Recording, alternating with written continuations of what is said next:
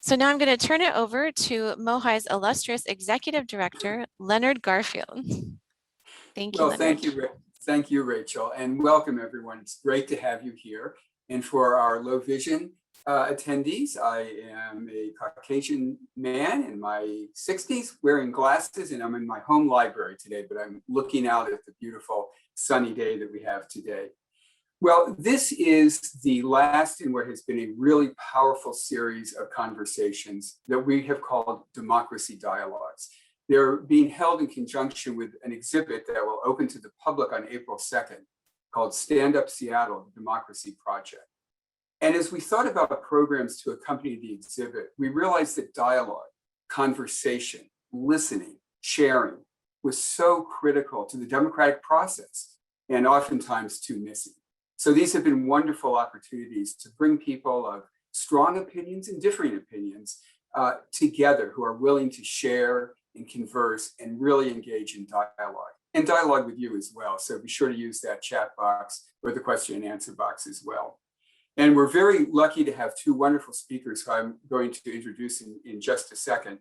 But I do want to say, as we always say at the start of our programs, that we are coming to you from native land, that this is the long home of the Duwamish and Suquamish and other Coast Salish people. And if you want to learn more about that history and the displacement of Native people in our community, please visit the Duwamish Longhouse.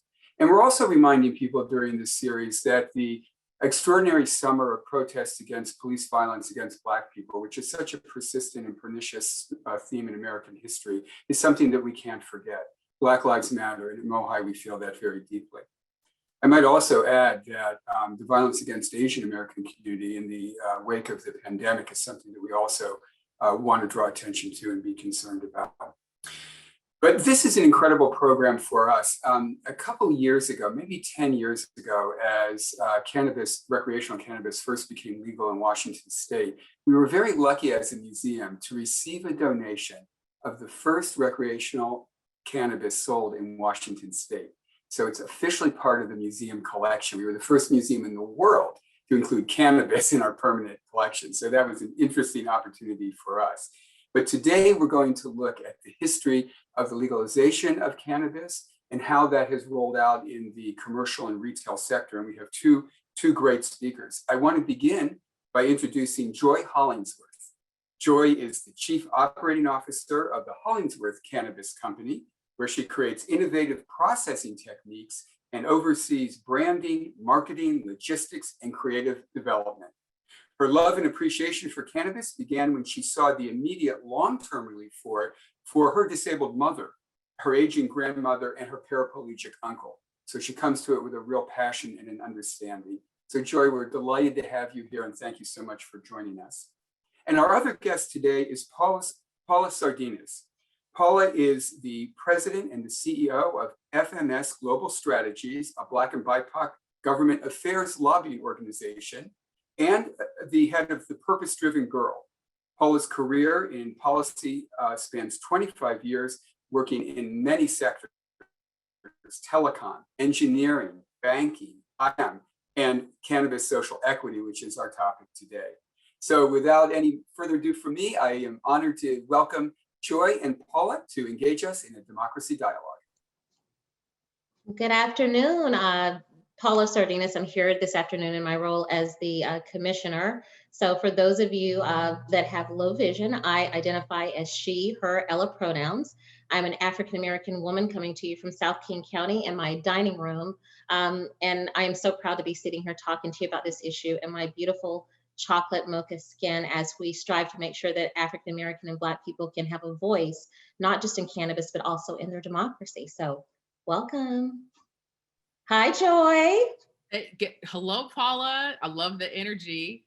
My name is Joy Hollingsworth. I'm African-American female. I have short curly hair. I have some hoop earrings and a blue shirt. I'm actually here in my dining room. I have a little bit of mess behind me, don't we all? So I apologize for that, but happy to be here with Commissioner Sardinas to talk about social equity within the cannabis space. Very, very excited about this conversation to connect and, just spread some more information out there. So let's get started, Paula. Well, not to be outdone, I have on my gold hoops too. So, we're hooping it up this afternoon. This is such an interesting and timely topic. I mean, I think we all come to the topic of cannabis in so many different ways, right? Like I came to it from a criminal justice reform issue. I've been looking at this issue since 1996 because for me, that was a life-changing moment when my brother was sentenced to 25 years to life, was convicted of trafficking in narcotics with an additional charge for murder. I mean, so we know looking at the war on drugs and how it disproportionately affects Black and African American communities, there's so many different things. And I think what shocked me during that time was the sentencing disparities, that someone who had trafficked in cannabis was receiving sentences not even close to folks that were trafficking in, let's say, powdered cocaine or heroin and those narcotics. And so my thought was, how do you create a system where people can pay their debt to society, but also looking at the disparities in how we sentence people when the war on drugs was predicated upon Black people? Fast forward some 28 years, I'm here in Washington, and it feels like we had not made a lot of progress with the legalization. So, and Joy, I know your family was on the front line of I-502, so definitely let's talk a little bit about your story and what did the industry look like 10 years ago when you guys decided to stick your toe into this and to do this on a larger plane and larger level? No, absolutely. I think about, I-502 before we got into the industry and what that market looked like and what the legalization looked like. You looked at Colorado, they passed legalization back in 2012. It was a Amendment 64 that passed, and they were the first state that passed. Washington State in 2012, the three biggest things happened. You had the reelection of Barack Obama, legalization of gay marriage in Washington State, and then I-502, that initiative that passed. And so, as you can imagine, people in Washington State, especially on Capitol Hill, they were just like, just going crazy. It was this, incredible feeling that was going on. But before the industry, before that recreational market passed, it was medical. In 1998, a medical initiative passed here in Washington State, which allowed, if you were a medical patient, you would be able to access cannabis. You'd have to have a doctor or a physician assistant, assign you for different type of ailments that you had. And so it was very underground. It was very, there was a lot of dispensaries. There was actually more dispensaries in Washington State than there were actually Starbucks, but it wasn't really regulated as much. And so I think there was this notion that, and people remember in Washington State, the liquor, that industry became privatized. At first, it was a state, you had to go to a state, stores and be able to purchase liquor. And it was a state-owned, state-ran operating stuff. And now you're able to purchase it in Safeway or Costco. So when that privatization passed, I think Washington and legislators saw that there was going to be, an opportunity to tax cannabis, right? And Revenues. So, of course, I love to joke that the legalization of cannabis in California saved California and it saved Jerry Brown. And I love how you tied it to the medical, because for us, it was this little thing called Charlotte's Web, right? That was our first battle when that mother was fighting to use this cannabis, which has a lot of medicinal properties, to treat her child. And so I think as people looked at it and we're doing the transition, and you talk about the medical access points, and we should definitely be transparent about the number of access points versus retail stores today. I don't think we did a good job, or Washington did a good job of that messaging, Joy. What are you thinking? I mean, I think that there were a lot of medicinal purposes, but as people sought to do the cut over to legalization and they looked at tax implications, I don't think there was enough outreach done with communities of color and some of those dispensary owners to really understand the need for diversity, equity, and inclusion to the cannabis market. And I'd love to hear you expound a little bit more on that. yeah, well, Paula, you nailed the head on the nail on the head when you talked about. I mean, like you have been at the forefront of cannabis social equity, and so you have heard these stories. And I know you're going to talk a little bit about those, about a lot of the medical people that look like you and I, Black, who were in the medical industry, who had thriving dispensaries, who had operations, who were not able to transition over to I-502. the large barriers that we'll go into today, the large barriers that they weren't able to overcome. And so, and transition into that industry. And so a lot of times I think the pain that we're hearing, that I'd love to hear you more talk about, is how people had family businesses, they had operations, they had these, they were paying taxes, they were current in those, and they weren't able to pass over. So I'd love to hear about some of the stories that you have heard, with people bringing you some of their situations before 502 in the medical industry. I think if I could use a descriptive word, like if we close our eyes and we say, what comes to mind? What are you feeling? It's pain. There's a lot of pain. It ranged from the average, young Black man that might have gotten out of prison, might have had something in his background, having this entrepreneurial opportunity, right, to take care of his community, like you said, in Ballard or Soto or the CD, to I've spoken to people that have PhDs behind their name. There were tenured college professors that invested their life savings because they believed in the medicinal properties and they had engaged in and saw this as a gateway to generational wealth. And to be in this really loosely regulated industry where I think everyone operated in what was really a safe gray space as a dispensary, with little regulatory oversight. And to be able to, like you said, Joy, people were taking care of their families, they were taking care of communities, people were donating to churches, building parking lots, they were supporting daycares. Everything that we know in the Black community defines what it means for us to be Black, right? It's ownership, it's community, it's connection. And then to all of a sudden have an industry that seems to be permeated with lawyers, with billionaires who have accumulated their wealth in tech, who are white, they identify as Caucasian or Anglo-Saxon, to all of a sudden pounce into this industry in a way where they understood that it was a public policy and a public relations conversation. And so they had millions of dollars to message that. Where in the Black community, people were just surviving and taking care of their family. We often say there are not enough Black lobbyists in the Black community. So they're not necessarily understanding the impacts.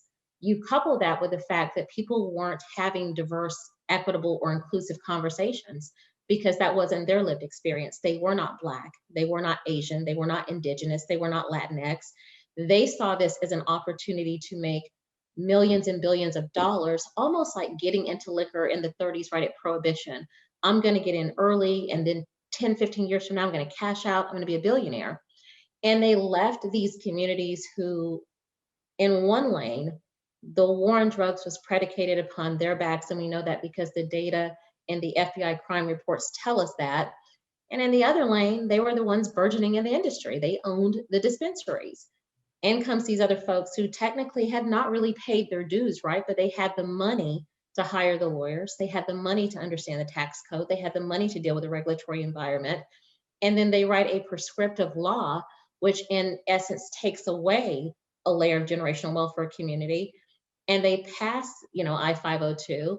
And it really became a question of, if you didn't have assets, and I want you to tell them about your story. If you didn't have parents who had worked and they had, money in their 401ks or IRAs, and you couldn't liquidate that cash, then you weren't able to compete. And so you fast forward nearly 9 years, and the Black community is truly still catching up. So the stories that I'm hearing, and I don't want to stress that today, is people aren't looking for a handout. They're not even looking for a hand up anymore. They just want equity and purity. Right. They want what was taken away, and they want an opportunity to engage in an industry that is really unique to Blackness. It is something that we understand. We have more people in prison per capita for trafficking in cannabis than other racial ethnic groups, second or Latinx or Hispanics, right? And so one thing we can say, and we joke about it, you and I do over the tea, Black people know how to sell cannabis, right? But getting a license, getting a business, understanding 280E, the things you and I talk about every single day, that's a different framework. And now we're looking at an industry that nationwide is less than 3% Black owned. In Washington, it hovers in between 1% to 2%, depending on who you ask. And so we're thinking about, how do we, Joy, make up that distance and restore that generational wealth and make the industry more diverse and more inclusive to people that have lost everything due to lack of participation. Absolutely. And when you think about the current industry right now, right? So I-502, the current industry, the way it's set up, because a lot of people sometimes don't understand the way how it's a producer. You have 3 licenses. Yep. You have a producer licenses that also has 3 tiers within a producer. So you can be a tier 1, which is 5,000 feet or less of canopy space. You can be a tier 2 of 10,000 feet or less, 10,000 square feet of canopy space, and a tier 3, which my family is out in Shelton, Washington, which is 30,000 square feet or less. And so you can be those tier 3s. You can be a producer and a processor, or you can be a retailer. The way Washington State set up the law is you can be a producer processor, but you cannot be a retailer. And they did that because they didn't want people monopolizing the market. So they didn't want producers being able to sell direct to consumer to monopolize that. We've seen some cases in different states of that happening, a little bit in Colorado, California, Illinois. But we're very different. We're the only state that is legalized adult use cannabis in the country where you cannot be vertically integrated. And so we've heard that, many times of that being a hindrance on some producer processors. But to understand the industry currently, there are 1,100 producer processors right now. Of those, I would say about 30 to 40% are actually operational. The other And Joy, break it down for people who may not know the technical terms. So for those of you listening at home, when Joy says producer processor, think about farming. She's talking about actually growing the flower. Let's break it all the way down for people who are not techie like us, Joy. So when you say producer, this is just me and you over tea, girl. So when you say producer, you're talking about growing the flower, right? Correct. So we're talking about growing. It's in different states, like California might have manufacturing. For us, it's a producer. So a producer is actually growing the cannabis. A processor is the one taking that production and processing it and making it into different forms, whether that be oil, whether that be flour, maybe edibles, different types of goods. A retailer is the person that is selling it directly to the consumer. Those are the dispensaries that you're able to see, around different neighborhoods and different parts of the state. There are also licensing. If you can have a license to test the product. Okay, so that's for testing for pesticides or testing for moisture or THC content. They also have delivery licenses. Those delivery licenses are not from retail to home. Those delivery licenses are a producer processor is trying to transport it to a retailer. So they have licensed delivery people who are able to transport that cannabis. So those are the different licenses when we talk about producer, processor, retailer, and what the difference is. So folks understand, Dre, what's the major difference between someone who had a dispensary license, because there are still dispensary licenses today, and someone who has a retail license, which is for a retail store? It's the difference between, and I want you to break it down for folks, between Paula having flower or growing flower or having her group of collective people that we're using this for our own personal medicinal use versus being able to sell in mass quantities to the public, which you do the retail license. Kind of break that down for the folks watching today. Absolutely. So a retail license, which you can be a medical or a retailer, one of the two, you can get both licenses for that store. You are able to sell in mass quantity to people. So to the public, you're able to sell that. You can sell as much cannabis as you would like. A lot of the retailers in Washington State, like Paula, like you had mentioned before, there's only 1 to 2% look like us, are Black. Most of the other industry people do not. So it's in Seattle, we have 55 retail stores. None of them are Black owned. Zero. Okay. And that obviously you have made significant changes through all the advocacy and the work that you've been doing, which I know we'll talk about later on as we go down through this conversation, to try to change that for social equity. But that's what a retail license is. A dispensary, which was before the recreational market, those were where you had patients. So they referred to their people as patients, not necessarily customers, because they were necessarily patients. They were coming in, getting cannabis. I remember my Aunt Jackie, Okay, my uncle had an accident back in 2009. Unfortunately, he was one of the people in the scandal at Swedish hospital, right, where a doctor went in, he walked in the hospital and unfortunately became paralyzed on the neck down. And so she was looking for different ways for him to access, different natural medicines that would replace prescription drugs. And so she was able to get a prescription drug. Remember, like yesterday, get a prescription drug from a doctor so he can be a medical use patient. And so she was whipping up different salves and different things in her kitchen to be able to, allow him to intake cannabinoids. And for my grandmother as well, who just turned 100, which we believe has a small, a positive impact in her living till as long as she is. But that was the market where you had to go get a prescription, you were able to use it, and that's what it looked like before I-502 passed with the recreational market. So the dispensaries you were a patient, you got a prescription, you went to these dispensaries, and they dispensed or sold you your medicine. Recreational, the law passes, and it's just that it's no different than alcohol from the perspective that if you're 21 years or older and you want to partake in either the flower, the oil, however you choose to use cannabis, you walk into one of the retail stores and you present your ID and you make a purchase, correct? That is correct. That is correct. So you have to be 21 and older in Washington State recreational, but medical, you can be 18 or older if you have a prescription drug. Okay. And so that's different. And medical patients are not taxed. So they don't have the 37% tax that if someone wants to use it for adult use has to pay. But one thing we skipped over, Paula, that I'd like you to expand on, because a lot of people kind of don't know, is how an initiative becomes law and what that takes for an initiative to come. Some people don't even know what it takes for a bill to become law. But because I-502 passed, could you talk a little bit about how an initiative becomes law? It's a very complicated process, right? So when we think about initiative, it is getting something on a ballot with a certain number of signatures, and those signatures are based on your last gubernatorial election. You have to have a certain percentage of those signatures, and then you need to pass by about 67%. And so typically, and I've seen this in other states, like we did it in Florida, initiatives usually begin and they're funded by people who have a financial interest in what the initiative does. We call those people interested parties. And so think about if I am a tech millionaire or billionaire, and I'm, unfortunately, I'm a person who is not a minority. I don't identify as being Black, Indigenous, or one of the other groups or communities of color. I'm a white person. And I want to fund this. Then I'm hiring a public relations company. I'm hiring lobbyists. I'm hiring accountants. I'm hiring lawyers. And then I'm also paying millions of dollars to people to gather signatures.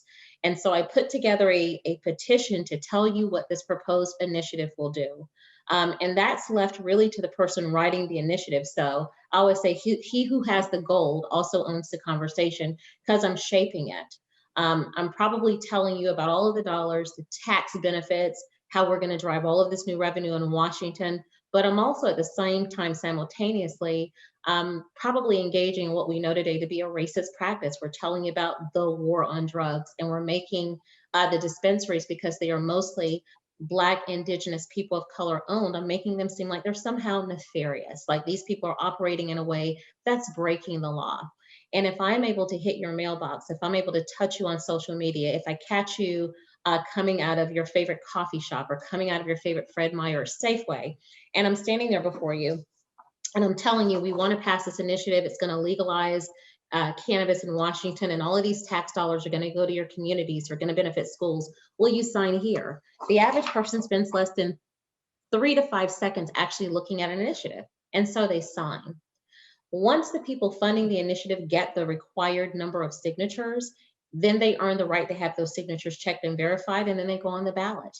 So when you are voting in that November, they're going to give you just a simple description of what the initiative does, and you're going to vote one way, yes or no. And that's what happened in I-502. There were a lot of people who were against the initiative because they hadn't done the outreach in communities of color. They had not really worked with the dispensary owners, but they didn't have the money to battle the wealth on the other side, putting together the initiative, putting together TV commercials. having young folks meet you where you work, live, and play, and just saying you just need to sign here, right? And so it really became a story, Joy, of David and Goliath, where, you know, Goliath really was at that point, the dispensary owners were mostly people of color, and David became, you know, the people that had the money to message this, to weaponize that. And so people voted for it, not understanding what I would call the desperate impact to the communities of color, that there would be a massive loss of generational wealth, that they would have a certain amount of time to close these dispensaries or face some form of prosecution. And Joy, we can talk about how people were actually arrested for operating a legal business in the gray. But even more unfairly was the fact that it set up a lottery system. And if you didn't understand the regulatory environment or know how you could compete, there was absolutely no way that everyone who had a dispensary would get a retail license. And so when you talk about equity and parity, it would have made sense to have one retail store for every dispensary. But I understand that the Washington State LCB did like some surveys, and they did some mapping and some outreach and had their own calculus, which gave them a number. And I think even they would admit, if they look back on this a decade later, they could have done a better job.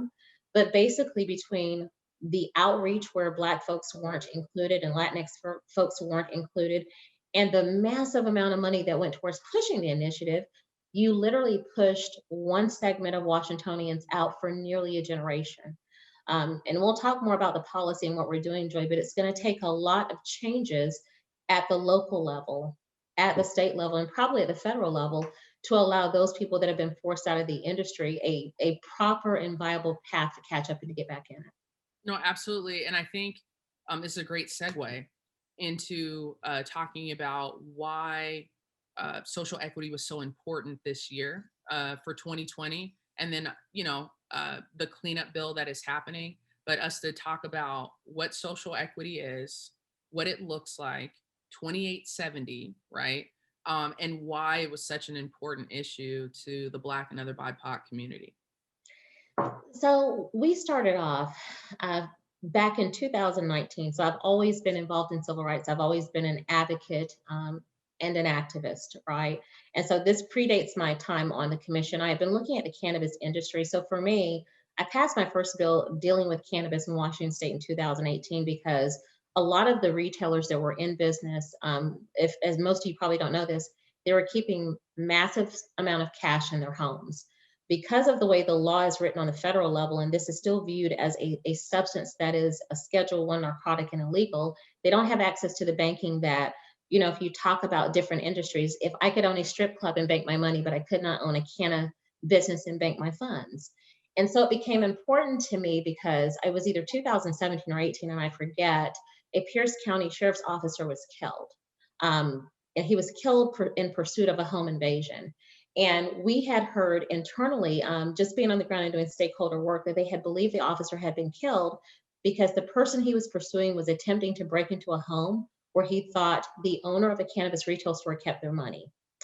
And so later, and he had broken into the wrong home, and the officer was killed in pursuit.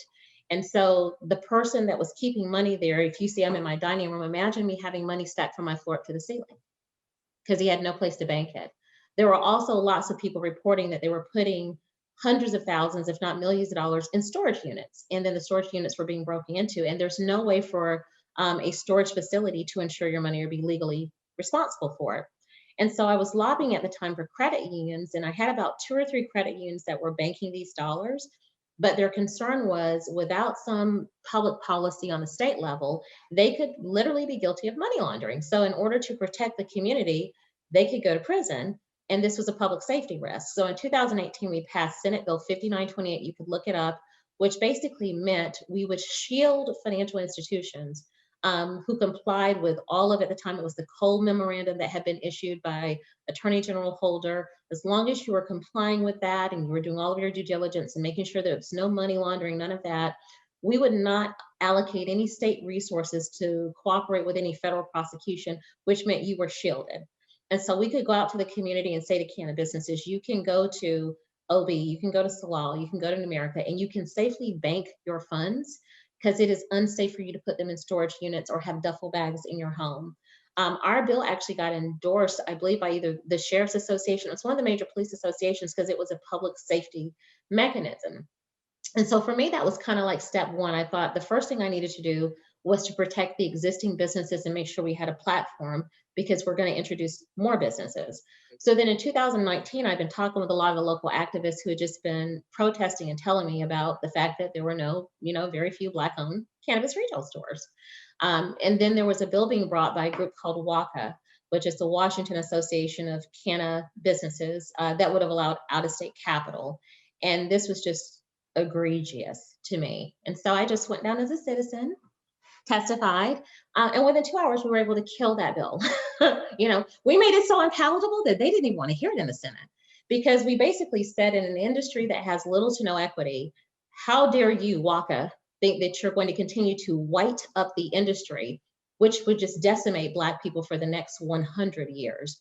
And what we wanted to have, and they had put an equity provision in it, which talk about insulting Black folks. It was blackface in legislation.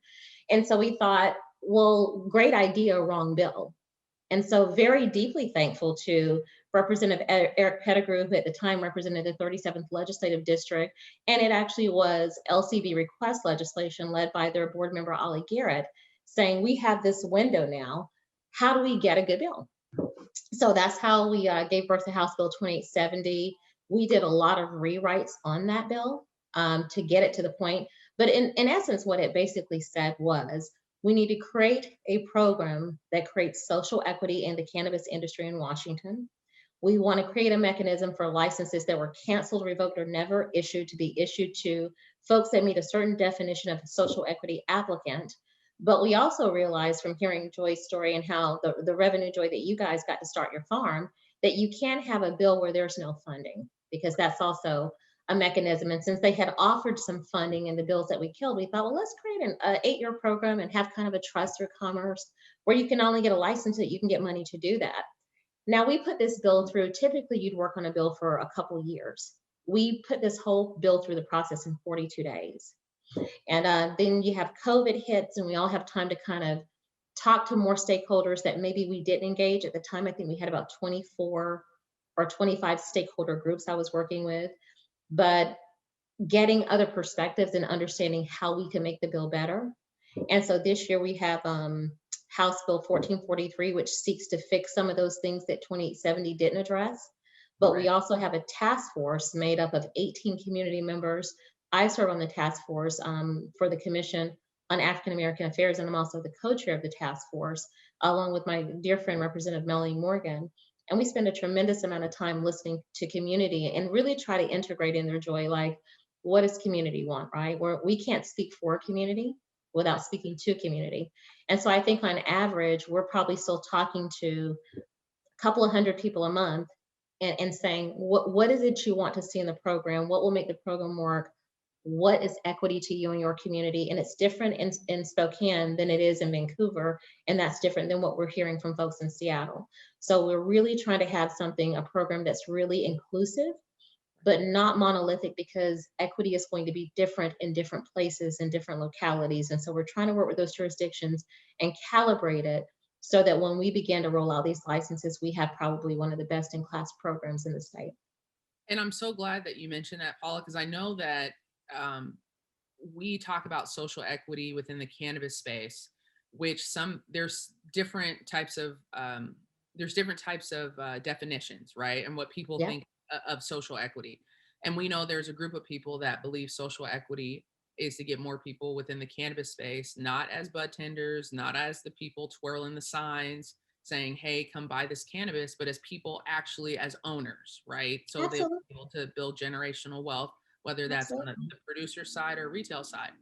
Then there's another piece of social equity, which is to also reinvest those tax dollars in those communities that were most harmed by the war on drugs. And so we talk about housing, not affordable housing, but home ownership. Those are two different things. So we talk about home ownership. We talk about food insecurity. We talk about digital equity.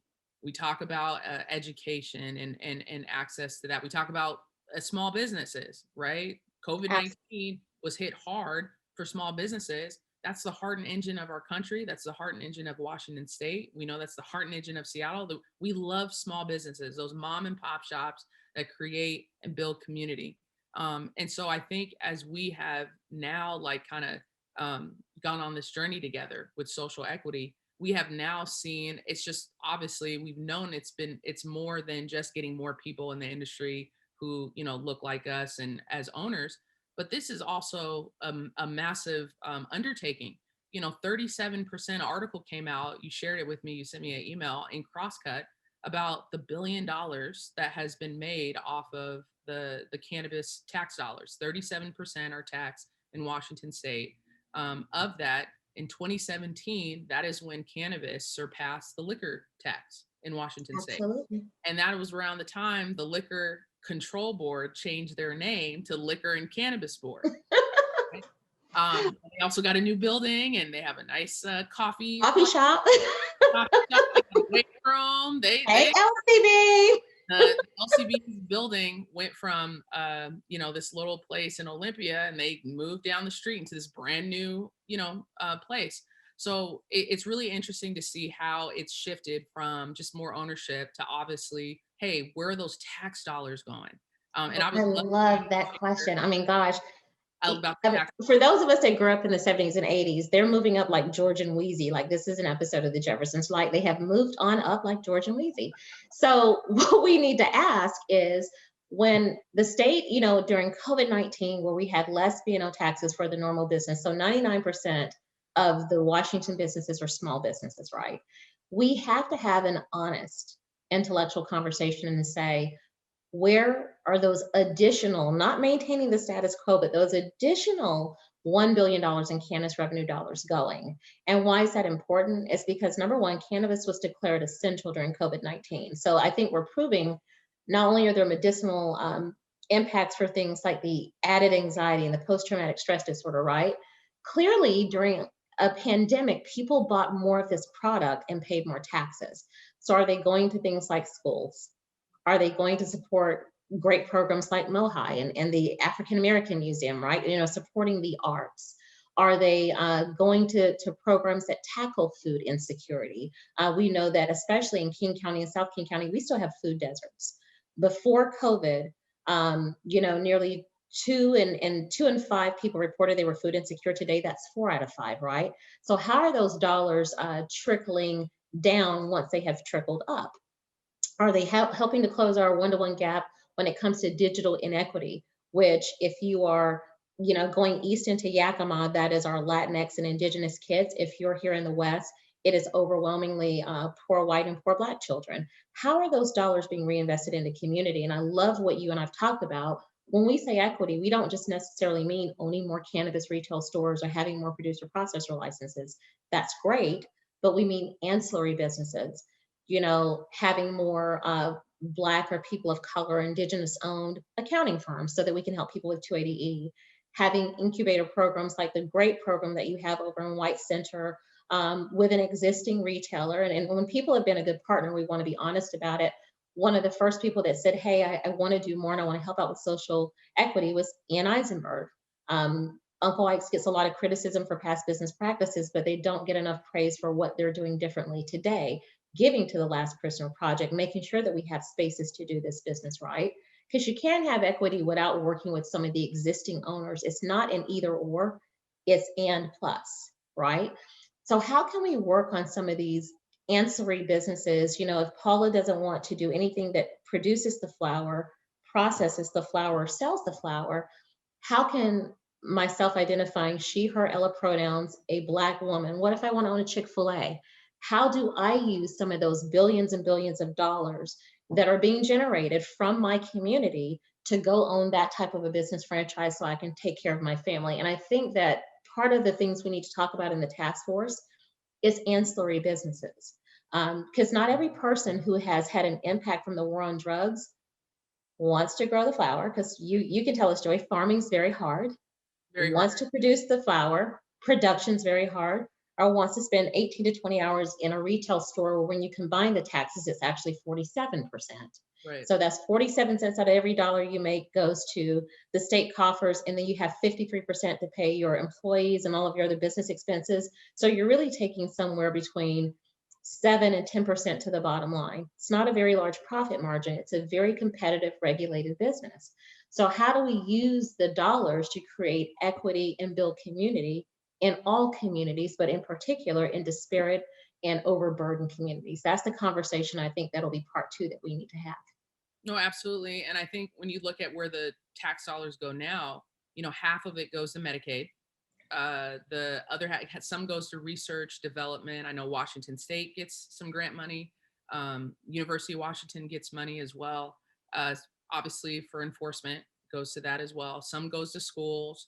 We have local government. So each city gets a piece of the tax dollars that, they're obviously generating for them to go into a general fund. But the largest piece of that after Medicaid is the general fund that, is to the discretion of the legislator or the governor's office. I don't know how that Absolutely. works, but a It, large percent of that. well, the legislature appropriates money. So when we talk about appropriations, and I would encourage everyone to start looking at the budget. And the House for Budget Chair is Representative Theringer, and the Senate is Senator Rothfuss. Okay, so we've got to start asking those tough questions. How are the dollars being spent? Where my ancestors have paid 401 years for their blood, sweat, and tears. And then since 1932, we've had this really racist war on drugs predicated upon people whose skin tones look like ours. We're beautiful women with mocha skin. How are those dollars trickling back into our communities? And I think that there has to be some earnest conversations and some accountability for that when we talk about the fact that there are still a lot of digital inequity in Pierce County and in Seattle public schools. How are those dollars matriculating to solve that problem? Because you've got $1 billion plus in revenue. When we talk about unincorporated Pierce County having a lot of food deserts, and you and I've talked about between SOTO and the CD, there are a lot of people that are still food insecure.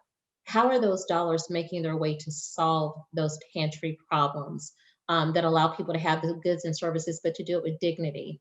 And so I think as we talk more openly in formats like this, we've got to ask those questions, but we've also got to push our public and our listeners to say, you've got to hold government accountable. These are taxpayer dollars, and they need to be utilized to solve the problems of Washingtonians. And if you're not getting your fair share, then we've got to speak with people who control the budgets in the pen, and they've got to not even redistribute, but just plain old distribute those dollars to overburdened communities of color.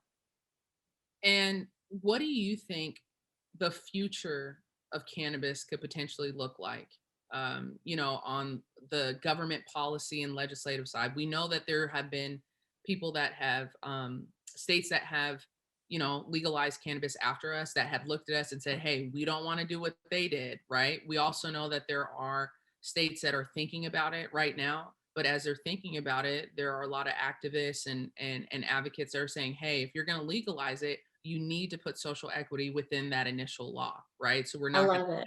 have 6-7 years of behind the 8 ball. What do you think from your perspective is the future of cannabis? Well, there are nearly 40 states that have some form of cannabis that's legal, right? And so we know we passed earlier this year before the elections the MORE Act in the House, and it's sitting in the Senate because quite frankly, we need to make sure we've got 50 votes, and we're having to work with Democrats like Kirsten Sinema in Arizona and our dear frenemy Joe Manchin in West Virginia. But the future of cannabis is bright. It's going to be descheduled on a federal level. And so I think if I'm the states, I need to be an architect of what does that framework look like when it really does become like alcohol. It's no longer illegal, and you have Starbucks and you have, Safeway and all of these people that can compete, right? Like, you're going to go into your super shopping warehouse one day and you're going to see cannabis and CBD on the shelves. Well, what does that mean for the small mom and pop to the intermediate business? You need to start having a real equity program now, because if you don't fix equity today, Black folks like alcohol will be left out for a generation tomorrow, and you can't possibly catch up. So I would say to people in your state houses, communities of color, put the brakes on any laws that would allow out-of-state investments or IPOs or these industries to go and become bigger and bigger and bigger if you don't even have the crust, let alone your slice of the pie. So you have to drive for real equity. And if you are a state considering legalization and you don't have diversity, equity, and inclusion and Black folks at the table, you're making a mistake. And you need to stop those laws. I think you've also got to have real conversations about looking at the reallocation of resources and dollars. We put tons of money into research and enforcement, like looking at, the millions that we put into, let's say, the state troopers budget, but you put no money into sustaining businesses, growing business into equity. So that pendulum is going to have to swing, right? And then I think we've got to have some real community harlot conversations about the attitude of enforcement. A year ago, when I was looking at this issue, the Washington State LCB looked like a mini police academy. Today, they're tilting more towards education. And I was one of the people beating the drum, and I'm unabashed about saying it. A good regulatory agency looks like the DFI. They are partners. They lead with education first. Enforcement is their tool of last resort. That's what a good Washington State LCB looks like. It looks like a place where you go to get cannabis education, you get your license, your educational officer helps to support your business. And only after you've done all of those things, enforcement is the last resort if you're a bad actor. We cannot treat people like they are criminals and act as though that they are breaking the law from the moment they apply for a license. There has to be a mentality shift. And I think what we've seen in Washington that we do better than California, Massachusetts, and Illinois, which are the only other people that are considering social equity because Colorado doesn't have a law, is that community has owned the issue here. And community has said, you are not going to give me a program that I don't like, and you're not going to treat me like a criminal, whether I have Black skin or I'm a white guy with tattoos and a long ponytail. Community took control. Community has to keep control of the issue. Right. Stay at the table, have the conversations, show up and testify on these bills. Contact the LCB and let them know what you like and what you don't like. They are doing a better job. Community also has to give credit when things have changed. Your LCB from 2019 and 2020 is not the LCB that you have in 2021.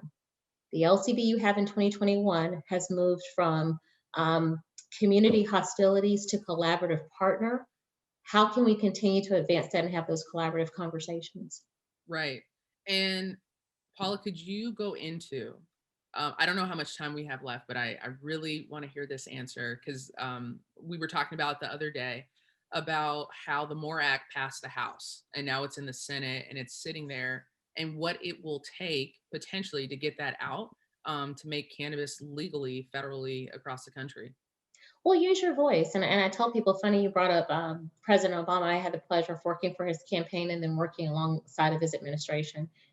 Let's not think because we have a President Biden and we have Speaker Pelosi and we have Schumer as leaders that this is this is great. Again, being a Democrat is not a monolith. We have conservative Democrats. I joke with you, Joy. I went to NCSL in 2018 and saw Alabama on the floor talking about legalizing cannabis and had to pull back a state rep from Washington who was railing against it. And so what's it going to take? Contacting Senator Murray, contacting Senator Cantwell, who support the initiative, right? But also putting some pressure on Kyrsten Sinema and Arizona, putting some pressure on Joe Manchin, making sure that we're speaking with a unified voice and saying, not only are the current federal policies systemically and structurally racist, they are outdated as to where the world is today. When you have nearly 40 states that have passed some form of legalization, and there's DC has even been included in that, and 10 are going to fall, they need to be leaders in listening to nearly 400 million Americans who no longer want this to be treated like a felonious drug, right? And so contact your legislator. And Joy, you and I are going to have some webinars and some chats where we'll show people how to get engaged, right? So start with your own state, branch out to the areas where you know that you have probably more conservatively leaning Democrats, but also talk to your Republican lawmakers. I mean, there are 100 senators. You need 50 votes. Call Mitt Romney. Call Senator Murkowski in Alaska, who votes for this some of the time. Reach out to Alabama, some of these other states. Reach out to some of these states that have recently passed this on the state level and make sure that they understand. If I were guesstimating, I'd say we could probably whip and have the votes in the next 6 months. So what does that mean on the state level, Joy? It means that we have to be prepared. Our state infrastructure needs to be prepared. But we also need to make sure that we have equity in place so that everyone can prosper when we decriminalize cannabis on a federal level.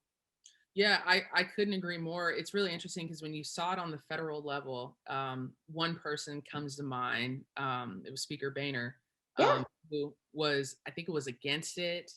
And He then, was against it before he was for, yeah, and then was for it, and then joined a massive cannabis company that went public in in Canada. And it was so strange to see someone who had been against cannabis for so long on MSNBC talking about how great the cannabis industry was, and I said, how many shares did they give this guy? But it was really interesting to see that shift, like, fast. And I think, But he came to it honestly, and I'm not just saying that because we're both Catholic, and he's a solid Republican dude. His daughter married this wonderful gentleman who identifies as Black yet Jamaican from Fort Lauderdale, Florida, which is where my husband's from. And if you want to learn about cannabis, I have this joke: find someone who's from Jamaica, right? And so I think with the birth of his grandson and his daughter marrying to that, and Speaker Boehner getting that culture shock into his own family. And this was something that he refers to him as his son, not his son-in-law. He loves this young man. He was passionate about this. He didn't change his father-in-law's mind, he changed his heart. And he spoke to it, and he talked about those medicinal impacts. And that's why I say we can't just be speaking in an echo chamber to people who are Democrats. Right. John Boehner was a staunch conservative Republican, and he didn't do this. I tell people any day, I said, listen, I give credit and blame equally. He didn't do it for the money. He did it because his son-in-law really showed him he was wrong. And so, we may not have that love with Mitch McConnell, but his son-in-law showed him that he was wrong. So you got to talk to Democrats and Republicans alike and explain to them, we are far past the time where cannabis needs to be treated as an illicit drug. It has medicinal properties that are saving lives, especially dealing with our veterans and post-traumatic stress disorder. We need to decriminalize this on the federal level, but we also need to make sure when that final bill passes that we've inserted language that views it through the lens of equity. And then someone brought this up to me, and I thought, and I don't know how much time we have, Leonard. I know we're probably wrapping up. No, this is fascinating. Keep going. One question, and I really want to hear your opinion, Paula, is what happened? And we've read these articles, okay? And a lot of people don't know, our family, we get a ton of letters from prisoners who are in prison, who are for nonviolent drug offenses. They've seen us, they happen to see our thing on Anthony Bourdain on CNN, and they send in these letters saying, hey, how proud we are to see somebody who looks like us in the industry. But then they go in to tell us how long they're serving, right? And what that looks like and the impact of their family, and if we can help them. How does our country try to figure out, when they legalize cannabis, but still the Black and brown people who are still in prison, locked up for, selling cannabis? I read an article, there was a gentleman down in Louisiana who got 9 years in prison for one joint, 9 years in prison in Louisiana. How do we tell those people, hey, sorry, well, now it's legal and you still have to stay in prison? How do we make that right? We got to have conversations with local attorney generals, the Attorney General Association, the governors. And I'll know that Leonard's going to have some questions, but I'll give you, this is the perfect example. My brother pled guilty to a homicide where drugs were an underlying predicate. He was sentenced to 25 years to life. He served 26 years. Another young man who has never killed anybody, who had never been arrested, was sentenced to 118 years for trafficking in cannabis. My brother was released nearly 2 years ago after me constantly petitioning the state of Florida and saying he has his family, he's stable. The young man who does not have the resources my brother had is still in jail in Florida, 118 years for cannabis. It is a disgusting inequity. And I'm honest about that because someone lost their life because of what my brother did. The other young man serving 118 years never killed anybody. We will release people for the most violent of crimes. We will lock them up forever for cannabis. It is structurally and systematically racist, and we've got to start having conversations at the AG and the governor's level because they have the power to grant clemency on the state level, and they've got to let these folks out of jail, starting with their own governor, Governor Inslee. They got to let these folks out of jail. Well, this has been amazing. Joy and Paula, thank you so much. It really was a masterclass in democracy in action because you guys are doing the work. And the conversation was so inspiring and informative. And I have got a ton of questions because people want more, but I am going to do something. And so our producer folks in the background have to tell me if this is going to derail us a little bit. But I would like to know a little bit more about you. So Paul, let me start with you. I neglected to mention in the introduction that you were appointed by the governor to the Commission on African American Affairs in Washington State. Can you tell us real briefly what the work of the commission and how it directly ties in to the equity work that you're doing with the cannabis field? Absolutely. I was appointed in December of 2019. I want to thank Governor Inslee for the appointment. And basically, we are the voice of nearly 400,000 people who identify as Black and/or African American. And what we do is we look at issues through the lens of equity, whether it is cannabis or healthcare disparity or digital equity, economic prosperity. And we represent the entire state. So you think about 49 legislative districts, 39 counties. We listen to folks in the community, and our job is to advise state agencies, to advise the legislature, and to advise the governor. And so we started in cannabis because activists brought us this issue, and we were going to the LCB and saying, hey, we just want to advise you on how you could have better policy, and ended up getting in the process of 2870 in the bill making by going to testify as to what we had heard from community. And that ended up being really powerful because one thing about our legislature, and I'm proud of every person and every leader, from Speaker Jenkins, Leader Wilcox, Leader Braun in the Senate, to Andy Billick, when we brought them the issue and we advised them, they listened and they made the change. And so there's power in the voice of the people. Wow. And do you ever speak beyond your role one-on-one with the legislators and with the communities and so forth? Do you ever speak publicly to larger public gatherings or through the media on the topic? Absolutely, Leonard. If you put in Paula Sardinas and you put in either cannabis or the M word that we don't use here today, I would say there are times when people get tired of me speaking. But I can't imagine. All the time. Like all the time. Okay. Colleges, community groups, local groups, educating people, because we have a lot of friends and allies. Crystal Oliver, who has the Growers Association, they are a lot of women who identify as white.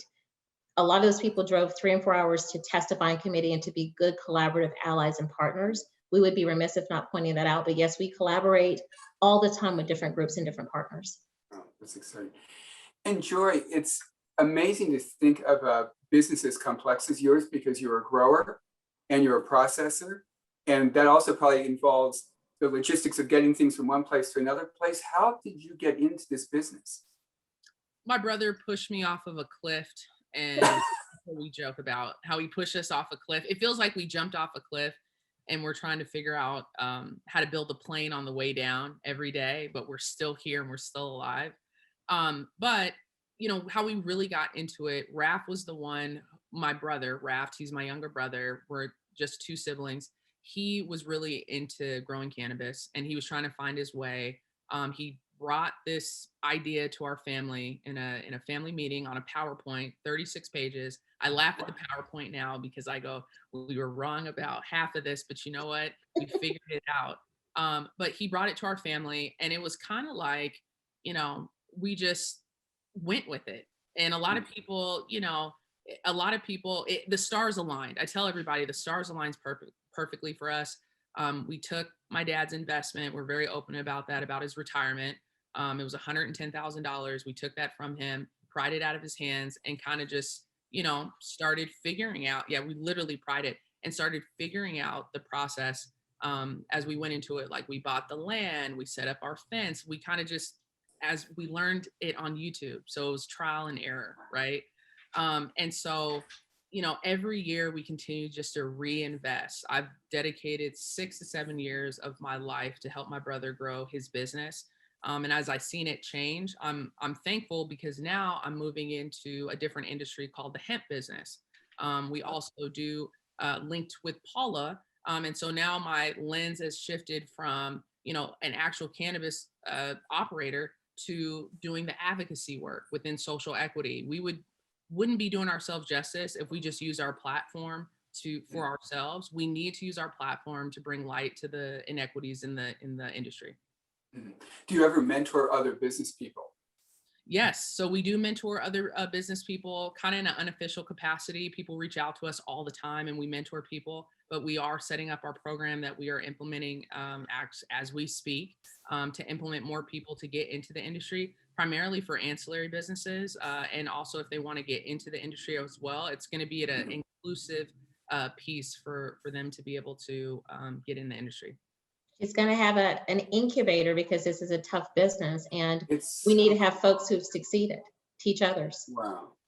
And it's almost like between you two, it's like two pieces of this pie. There's the civic engagement pie, which Paul, obviously you could mentor anybody about how to effectively advocate in a democratic system and enjoy with your business skills. It's just a really powerful duo. Well, I've got a number of questions. The first one that came in was something we actually talked about a little bit off camera, which was, how come we keep using the word cannabis? And the title of our show and the law in Washington State uses the term marijuana. Wonderful question, Leonard, and thank you for asking.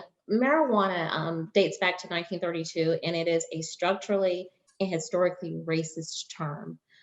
It was basically used because of people of me and Joy's skin complexion, and also, our Latinx community members, to create a criminal element to make it feel like it was something dirty or it was something wrong.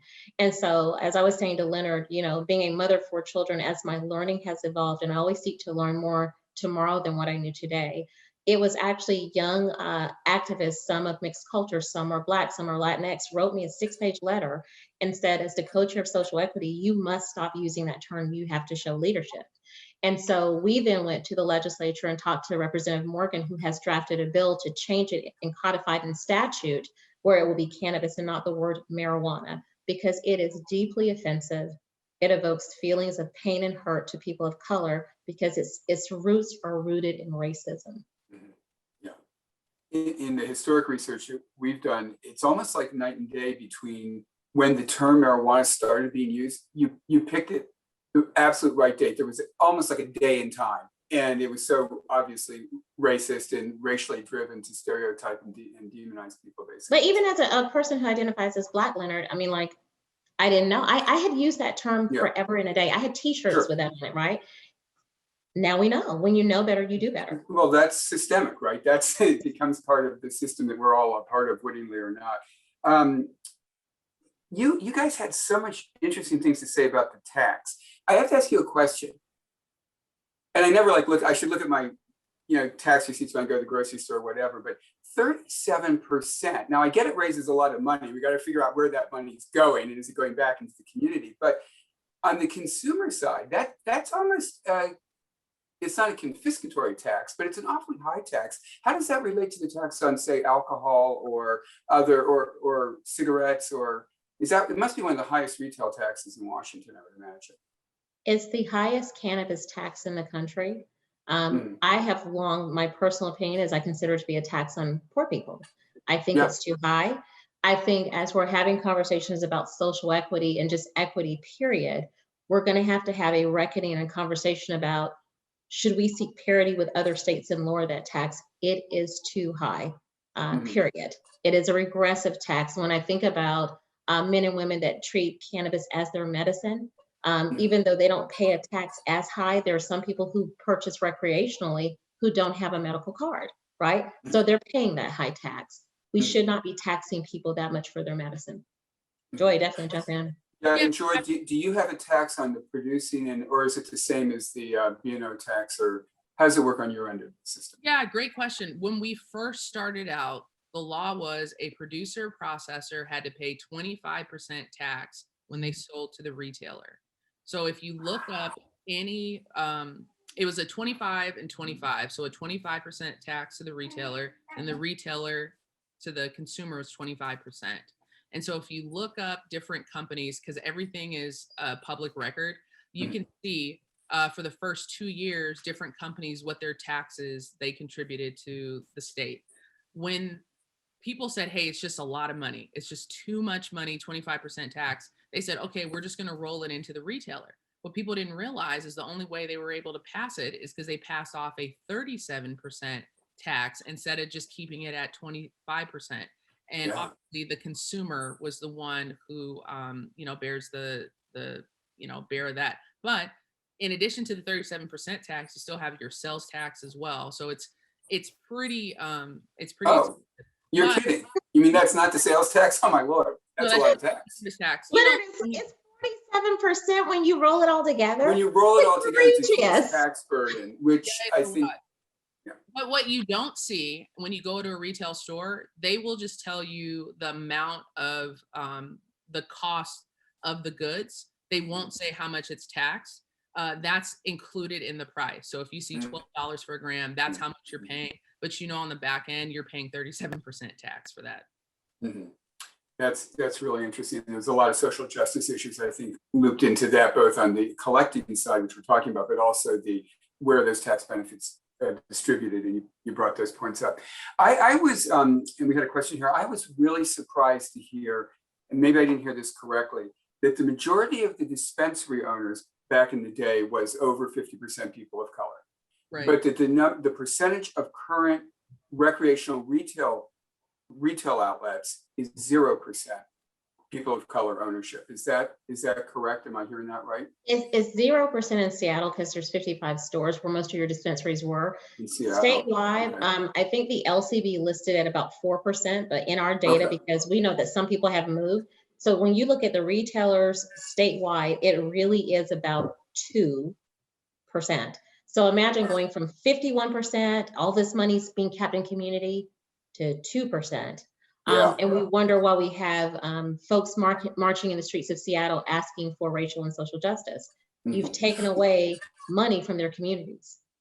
So, and it seems particularly pronounced in Seattle, where much of our audience is.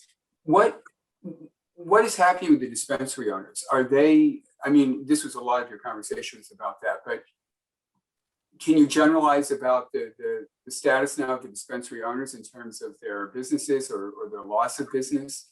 Their businesses were gone. If you go to the Washington State LCB site, you'll click on the tab. I think their tab still says marijuana. You go to the listening sessions. There's 9 hours of listening sessions that tell you exactly what's happening. There's a lot of pain. Leonard, I've spoken to people who have lost their homes. I've spoken to people that have lost their livelihoods. I'm dealing with a couple of former dispensary owners that are in foreclosure because they either got a license that's in an area where they can't operate or they did not get it. So overwhelmingly, the social equity license is trying to make those people whole. They've lost everything. I mean, there's no polite way of saying it. I mean, we talked, Joy and I had talked about Dr. Jim Sultan, put over $1 million into the industry. He's left Washington State. I've got other professionals that invested their entire 401ks into getting ready for this, like buying buildings, getting spaces, but then they never got a license. So realistically, there is generational wealth in the Black community that's gone, that even under social equity, we have to be honest, we're not going to bring that back. So we have to go forward and say, what can we do, to make sure that this doesn't happen ever again in policy, but how can we go back and try to make whole some of those people that had dispensaries supporting community that are now completely out of the industry. And if I could say one thing too, Paula, with Dr. Sultan, who had a dispensary, Bud and Leaf, he was a Black gentleman, had been on the State Board of Education and really served. His wife's a lawyer, beautiful family. In 3 years, they contribute over $1.5 million in tax revenue to the state that store generated. And he has nothing to show for it right now. He has no store. He lost his home. He had to move back to the East Coast. And that story is very common for people of color who were in the industry. So I just wanted to point out that he did transition over to I-502, contribute a lot of money in state taxes, but doesn't have anything to show for it now, which is unfortunate. I think that is such an important story, to be shared, not just his story, but the story of the many, many businesses and family-owned businesses that he represented. I had a question here as well, and I think it ties into the social equity issue.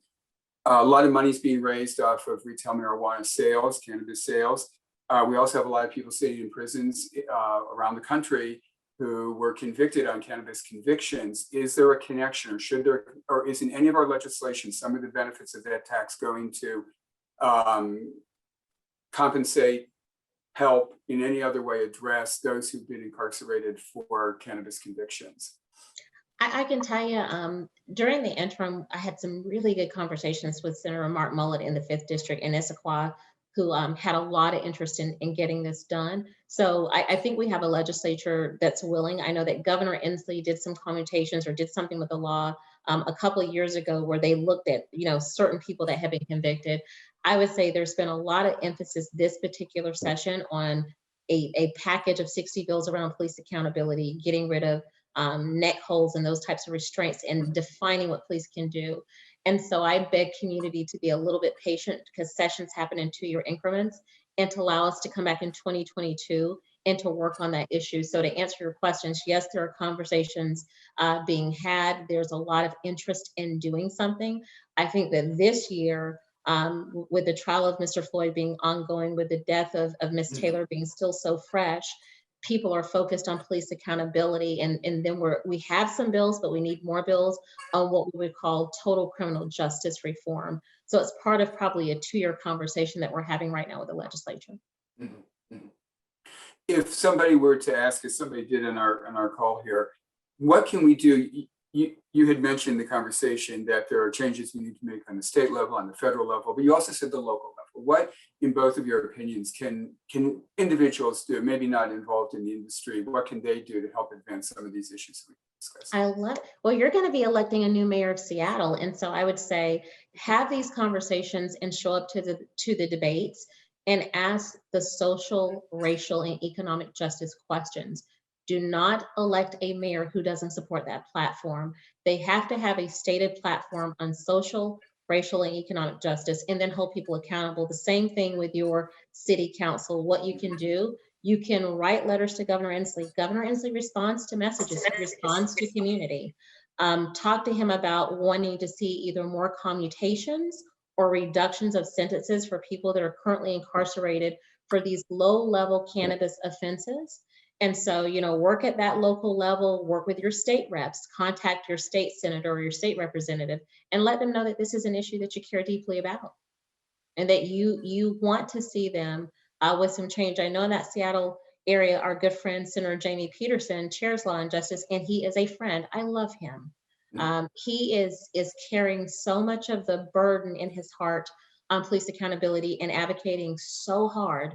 So I would tell people be patient and let him get these really difficult bills he's doing this year, but let's have some conversations with him in the interim about how we can look at some of these other things next year. He is an ally and he is a friend. Yeah, we love Jamie and we miss Eric. So we hope he'll stay involved in these important issues. You wrapped that up perfectly as you guys started it. Talk about conversational, talent that you have. The one last question we had is just a technical one. We're talking a lot about the LCB, and it's sometimes on our transliteration system here comes out as LCP. Can you remind us what Joy, can you tell us what LCB stands for? Stands for the Washington State Liquor Cannabis Board. So Liquor Cannabis Board is the LCB. There you go. Well, Paula Sardinas and Joy Hollingsworth, this has been absolutely revelatory, inspiring, instructive. I think you mentioned earlier in the conversation that you might have some websites or links that we could go to. Do you both have websites that we could do a shout out to, or we can certainly load that up on our site as well? But if you have a little further information that you'd like to share with us now, that would be great. Absolutely. If you want to keep abreast of the stuff that we're doing at the Washington State Commission on African American Affairs, it is CAAA.wa.gov.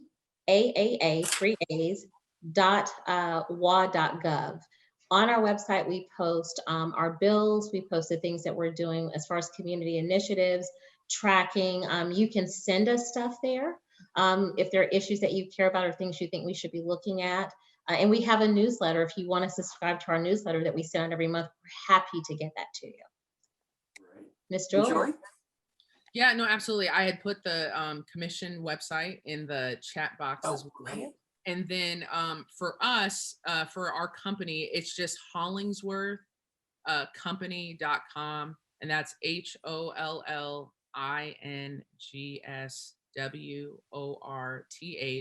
company, COMPANY.com. And that will take you to all the 4 different businesses that we have. Oh, wow, wonderful. Well, when the world is back to being healthy and in person, we're going to try to get both of you into the museum. I would love to meet you in person, and maybe we can have another program and sort of monitor this ongoing and evolving story, both your own personal journeys and the larger journey we're taking as a community.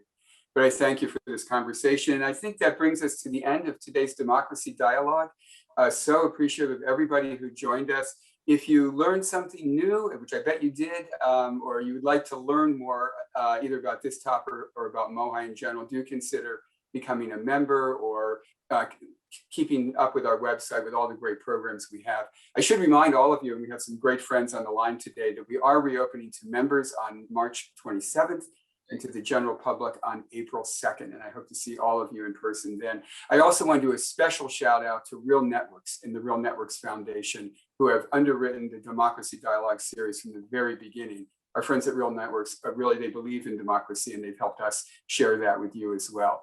So I think that is all that I've got on my list here. And with that in mind, I wish you a very pleasant day. It looks like spring is happening, but do stay safe and healthy so we can get through the pandemic, and we'll see you next time. Good night, everyone.